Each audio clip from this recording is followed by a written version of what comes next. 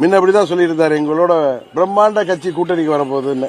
அதுக்கு விஜய் மதுரை மாநாட்டில் அருமையான பதிலை சொல்லியிருந்தார்.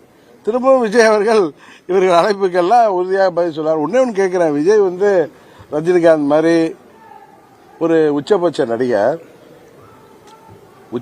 நடிகராக இருக்கின்ற பொழுதே அவரது வருமானத்தை எல்லாம் விட்டுவிட்டு தமிழ்நாட்டு மக்களுக்காக மாற்றத்தை கொடுப்பேன் என்று அவர் ஒரு கட்சியை ஆரம்பிச்சு என் தலைமையில தான் கூட்டணி வரும்னு அவர் விக்கிரவாண்டிலையும் சொல்லியிருக்காரு, மதுரையிலையும் சொன்னார். இதை நான் சொன்ன உடனே விஜயோட போறீங்களாங்க? அவர் சொன்னதை நான் உங்களுக்கு புரிய வைக்கிறேன், தெரியப்படுத்துறேன். உங்களுக்கு அந்த சில பேர் கூவி விஜய் அழைக்கிறாங்களே அவர்களுக்கு.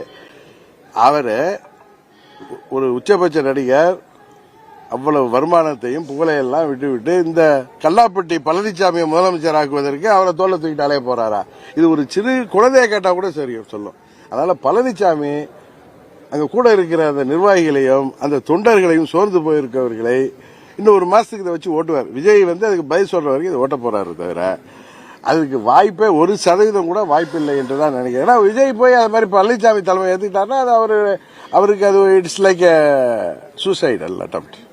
விஜயோட சேர்றதுக்காக பாஜகவையே கழட்டி விட்டாலும் விடலாம் அப்படின்னு அரசியல் விமர்சகர்கள் பேசுறாங்க.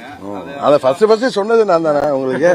பழனிசாமி பத்தி தெரியும், துரோகத்தை தவிர வேற எதுவும் தெரியாத பழனிசாமி முன்னையே பிரம்மாண்ட கட்சி வரும்னு பிஜேபி கூட்டணிக்கு தவிர்த்து பார்த்தார்.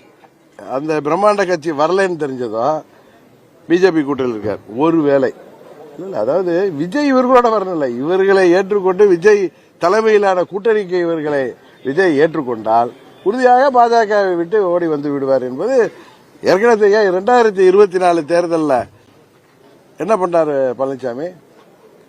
பாஜகவுக்கு அது முக்கியமான தேர்தல். மோடி அவர்கள் 3வது முறையாக பிரதமராக வேண்டும் என்பதற்காக இந்தியா முழுவதும் பாஜகவை சேர்ந்தவர்கள் என்டிஏ கூட்டணியை பலப்படுத்தி வந்த நேரத்தில் டெல்லியில தேசிய ஜனநாயக கூட்டணி கூட்டத்தில் பிரதமர் மோடி அவர்களுக்கு வலது பக்கம் உட்காந்துட்டு ஓடி வந்தவர் தானே.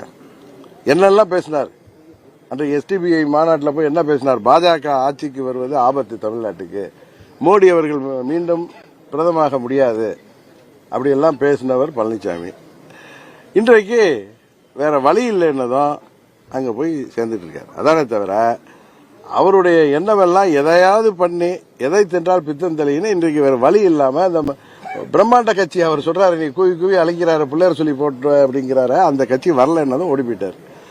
ஆனா இன்னைக்கு என்ன இன்னொரு வேஷம் போடுறாரு? பாஜகவுக்கு நான் நன்றி உடையவனாக இருப்பேன், ஏன்னா 4 ஆண்டுகள் ஆட்சியை காப்பாற்றி தந்தார்கள் எல்லாம் பேசுற பழனிசாமி 2024 அவ்வளவு உதவி செய்தவர்களை விட்டுவிட்டு அவர்களுக்கு பாஜகவுக்கு முக்கியமான தேர்தலில் எதற்காக ஓடி வந்து வெளியில வந்து தனியாக போட்டியிட்டு பாஜக தோற்க வேண்டும் என்பதற்காக போட்டியிட்டாரா இல்லையா? இந்த கேள்வி நீங்க அவர்கிட்ட கேட்கணும், அவரை சேர்ந்தவர்கள்ட்ட கேட்கணும். சரிதானே? சில பேர் சொல்லுவாங்க தினகரன் ஒன்னும் என்னமோ சொல்றாங்களா, வேணா என்னமோ சொன்னாங்க சில பேர் இந்த கேசட் விடுவாங்களே வீரப்ப மாதிரி.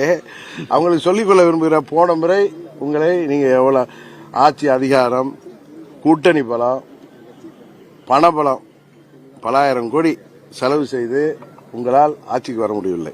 இந்த முறை உறுதியாக பழனிசாமி கம்பெனி இடிஎம்கே வீழ்த்தப்படுவது உறுதி. அது வீரம் விளைந்த விசுவாசத்திற்கு பேர் போன மருதுபாண்டியர் நினைவு நாள்ல அவர் நினைவிடத்திலிருந்து நான் சொல்றேன், இது நடக்குமா இல்லையாங்கிறத நீங்க பாருங்க.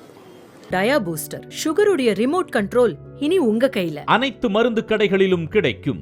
செய்திகளை உடனுக்குடன் தெரிந்து கொள்ள கீழ்கண்ட கேபிள் மற்றும் டிடிஎச் நெட்வொர்க்குகளில் எம்நாடு செய்தி தொலைக்காட்சியை காணுங்கள். பாதகம் செய்பவரை கண்டால் நாம் பயம் கொள்ளலாகாது பாப்பா. மோதி மிதித்து விடு பாப்பா, அவர் முகத்தில் உமிழ்ந்து விடு பாப்பா.